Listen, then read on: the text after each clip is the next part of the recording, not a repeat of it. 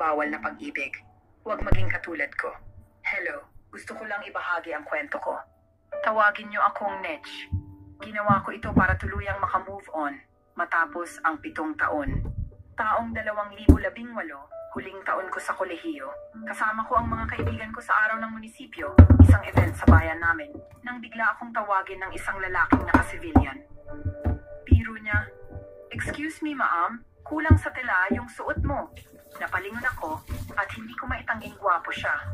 Chinitong maputi, sakto ang tangkad. Literal na pang men in uniform, eksaktong gusto ko. Habang nag-uusap kami, nalaman kong isa pala siyang pulis, bahagi ng security sa event. Sa kabila ng maiksing pag-uusap, nagustuhan ko agad siya. Nang matapos ang duty nila, inaya niya kaming uminom, at pagkatapos ay hinatid niya kami pauwi. Kinuha niya ang number ko pero walang cellphone sa oras na iyon. Sinabi niyang imemorya na lang niya. Kinabukasan, nagbakasakali akong makita siya sa simbahan. Wala siya. Kinagabihan, bumalik kami sa event at doon ko nakita ang kasama niya. Sinabi nito na ipapaalam niya kay Dick na naroon kami. Paglapit niya sa akin, parang matagal na kaming magkakilala. Hinawakan niya ako, niyakap at kinuha ang cellphone niya para i-dial ang number ko. Kahit mali-mali ang naalala niya. Ramdam ko ang tuwa niya nang makita niya ulit ako. Doon nagsimula ang madalas naming pagkikita. Naka-assign siya malapit sa eskwelahan ko, kaya lagi kaming magkasama. Niligawan niya ako, sinusundo sa school, at kung saan-saan kami nagde-date, kahit sa kampo niya. Pero sa kabila ng kasiyahan ko, may isang katotohanang hindi ko maitatanggi. Alam kong may asawa siya. Maaga pa lang, nalaman ko na. Pero tinanggap ko pa rin, kahit mali. Mahal ko siya. Mahal din niya ako.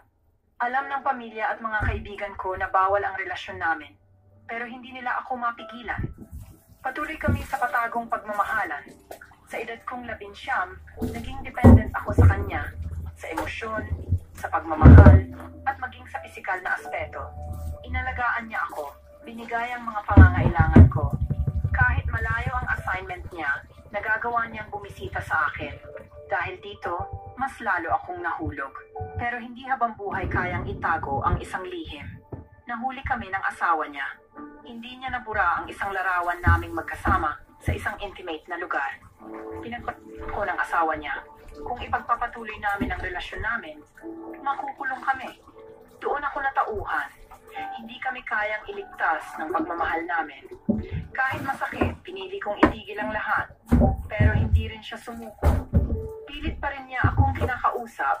Pero marahil, totoo nga ang kasabihang, kung para sa'yo, ipaglalaban ka ng tadhana.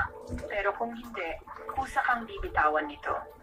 Hanggang sa dumating ang isang sundalo. Nakilala ko siya sa biyahe pauwi mula sa OJT ko sa isla. Kahit hindi ko pa lubusang nalilimutan si Dick, unti-unti akong natutong mag-move on. Ginawa ko siyang rebound. Hindi ko ikinakailang. Pero kahit may iba na ako, hindi pa rin ako lubusang nakalaya sa nakaraan. Dumating ang araw na muling naghanap ng closure si Dick. Nagkita kami sa bago niyang assignment at hindi maitatanggi kung anong nangyari sa muling pagkikita namin. Alam kong mahal ko pa rin siya. Hindi madaling burahin ang higit isang taong pagmamahalan, lalo na kung siya ang unang lalaking minahal mo ng buo. Pero sa huli, alam kong wala na kaming patutunguhan. First love never dies, pero minsan, kailangang bitawan ng isang taong hindi para sa'yo. Kung may isang bagay akong natutunan, ito yun. Huwag maging katulad ko. Huwag pumasok sa bawal na pag-ibig. Hindi ito worth it. Ngayon, gusto ko na lang iparating ang huling mensahe ko sa kanya. Advance congratulations, soon-to-be attorney. Kahit isa ka ng pulis, ipinagpapatuloy mo pa rin ang pangarap mong maging abogado. Proud ako sa iyo, Dick.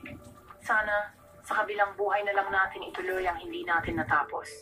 Hindi kita makakalimutan, maliban na lang kung magka-amnesia ako.